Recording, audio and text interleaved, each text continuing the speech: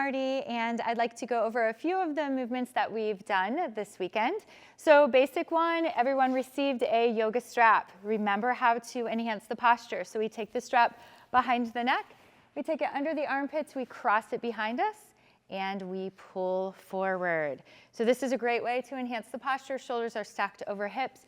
We have that low back supported. We could find any head and neck movement here while we are supporting the posture. We can find that rotation and then that lateral movement as well as that flexion and extension that we did at the beginning.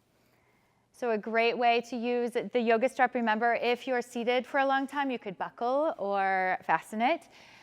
If you were with me this morning, we did something new with the yoga strap. So we took it behind the arm and then under the armpits, making sure that it's nice and even in the front. We crossed it over one shoulder, over the other shoulder, and then reached behind and pulled forward. So it's very similar to what I initially did, except I can change up my opening of the heart. So as I open up the heart, I get to support the back here. So it's a nice, safe way to bend to the back to open the heart.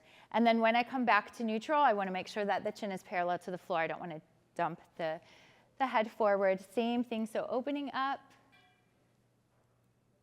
And then exhale, coming back in to that neutral position. You could do that as many times as you'd like to. It's a great way to warm up the shoulders, to warm up the spine.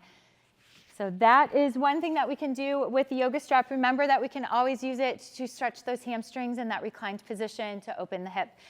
We have incorporated a flow, which kind of touches on everything. It's a great way to put a bunch of yoga poses together that you could use for a warm-up or a cool down. And I'm going to do that right now. So we start in a table pose. Remember, we don't want to dump the weight into the shoulders, so I'm pressing firmly. My arms are strong here. And then from here, we tuck the toes, lift the hips, make our way into that downward facing dog. And then we can tap the right hand to the left foot, and then the left hand to the right foot. Coming back to that center position, making our way to plank. Releasing the knees, so notice my knees are behind my hips. As I lower down, elbows stay nice and close to the body. I inhale up, opening the heart. And then as I release, keep the knees down, release into child's pose. And you could stay here as long as you wanted. A nice way, again, to warm up those hips, the spine, the shoulders. As I transition my weight forward, my right arm extends out and I thread the needle, coming down. Remember, supporting if you need to, or walking the left hand away. And then slowly coming back up, left arm extends out. We thread the needle here, finding our support here. And then slowly coming back to table, tuck the toes, lift the hips. My right foot is coming to the outside of my right hand. My left foot is coming to the outside of my left foot, and I get nice and low in Malasana. So remember, it can be up here, it could be down here. My heels could lift if that feels better, so find the modification that works best for you. And then right arm extends up, coming back to center. Left arm extends up and center. And then we'll move through that one more time, making our way back to table. Making sure we're strong, tuck the toes, lift the hips, down dog. Right hand taps the left leg, left hand taps the right leg. Make your way to plank. Lower down, you could drop the knees or you could keep those legs extended. Inhale up, releasing back, finding child's pose.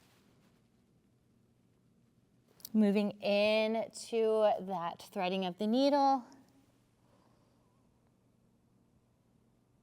And then coming back, other side.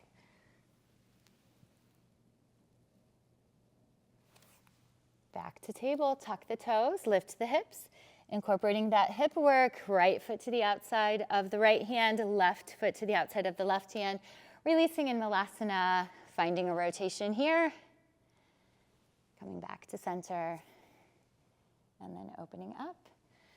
My favorite thing, not using the hands to release down, so I know it's not too far. If I needed a hand, I would use fingertips, otherwise releasing down with control, finding center, And then shoulders stacked over hips. If you ever need the shoulder or the fingertip movements that we were doing earlier, remember it's tapping the index finger to the thumb, and then the middle finger to the thumb, the ring finger, and the pinky. And noticing how that concentration helps to settle the mind, the nervous system, the breath.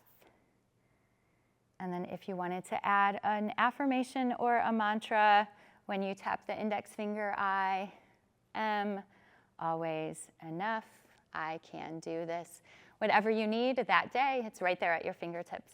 Thank you so much. It was a pleasure meeting all of you, and I hope that you incorporate yoga into your tennis. Thanks.